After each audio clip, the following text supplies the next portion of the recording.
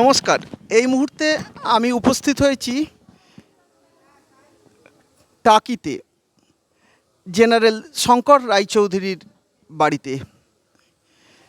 General Shankar Roychowdhury উনি ভারতীয় সেনাবাহিনীর অষ্টাদশ সেনাপ্রধান হিসাবে কাজ শুরু করেছিলেন 1994 সাল থেকে 1997 সাল পর্যন্ত তিনি এই ভারতীয় সেনাবাহিনীর পদে আসীন ছিলেন। আমরা এসে উপস্থিত হয়েছি এই ঐতিহাসিক বাড়িটিতে, তারই আমি এক ঝলক আপনাদেরকে দেখানোর চেষ্টা করছি। এই সেই বাড়ি যেখানে দুর্গাপূজা হয়। এই বাড়িটি আমি এক ঝলক আপনাদেরকে দেখানোর চেষ্টা করছি।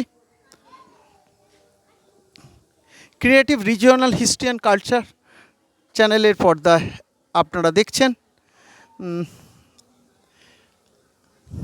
জেনারেল শঙ্কর রায়চৌধুরীর এই পূর্ণ স্মৃতি বিজড়িত বাড়িটি। আপনারা কি এই বাড়িতেই থাকেন নাকি? আচ্ছা, আপনার নামটা কি? আমার নাম কৃষ্ণা দাস। আচ্ছা, আপনি কি এই বাড়িটা রক্ষণাবেক্ষণ করেন, দেখাশোনা করেন? আচ্ছা, ওনারা শঙ্কর রায়চৌধুরীরা ওনারা কখন আসেন? ওনাদের ঠিক নেই আসা। আচ্ছা, আমরা শুনেছি যে দুর্গাপুজোর সময় ওনারা আগে আসতেন, এখন বয়স হয়ে গেছে, শরীর ভালো না, এই জন্য আসতে পারে না। আসতে পারেন না। আচ্ছা, সর্বক্ষণই আপনারা বাড়িটাতে রক্ষণাবেক্ষণ করছেন, সবসময় তো লোকজন আসছেন। হ্যাঁ। আচ্ছা, আর কিভাবে এই বাড়িটাকে আপনারা রক্ষণাবেক্ষণ করছেন যদি একটু বলেন? সবাই যেভাবে করে আচ্ছা আচ্ছা দেখাশুনো করতে হয়, ওনারা আসলে ওনাদের করে দিতে হয়, ঘরদোর পরিষ্কার করতে হয়, দালানে দেখাশুনো করতে হয়, দালান পরিষ্কার করতে হয়, পুজোর দালান ওনাদের করে দিতে হয়, এসব করে পুজোর যে 4টে দিন এখানে প্রচুর লোকের সমাগম হয়। হ্যাঁ। কেমন তখন বাড়িটিতে দেখতে লাগে? তখন তো ভালো লাগে, এনাদেরই তো ভর্তি লোক আসে। তখন তো খুব জমজমাট থাকে। ঠিক আছে, আপনাকে অসংখ্য ধন্যবাদ। আমরা এখন দেখানোর চেষ্টা করছি জেনারেল শঙ্কর রায়চৌধুরীর বাড়িটিকে। আমি এক ঝলক এই স্মৃতি বিজড়িত বাড়িটি আমাদের ভারতীয় সেনাবাহিনীর যিনি একসময় প্রধান ছিলেন শঙ্কর রায়চৌধুরী, আমাদের গর্ব ভারতীয় সেনাবাহিনীর।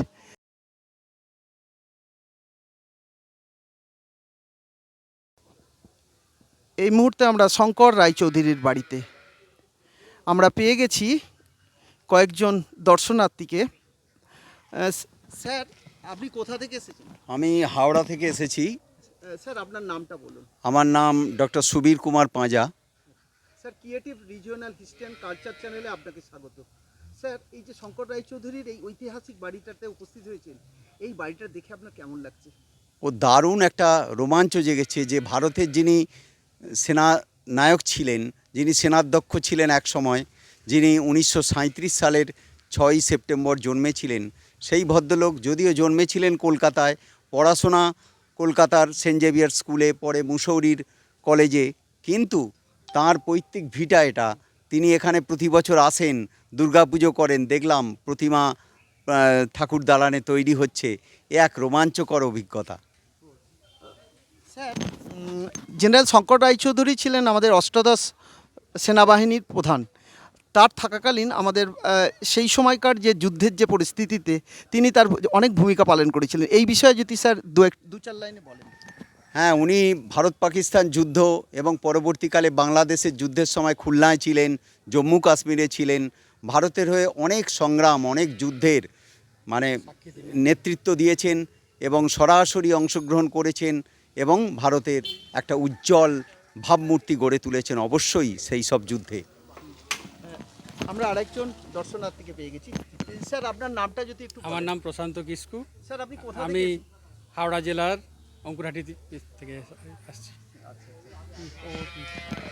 আপনি কোথা থেকে এসেছেন? আমি হাওড়া জেলার সাঁকরাইল থেকে এসেছি।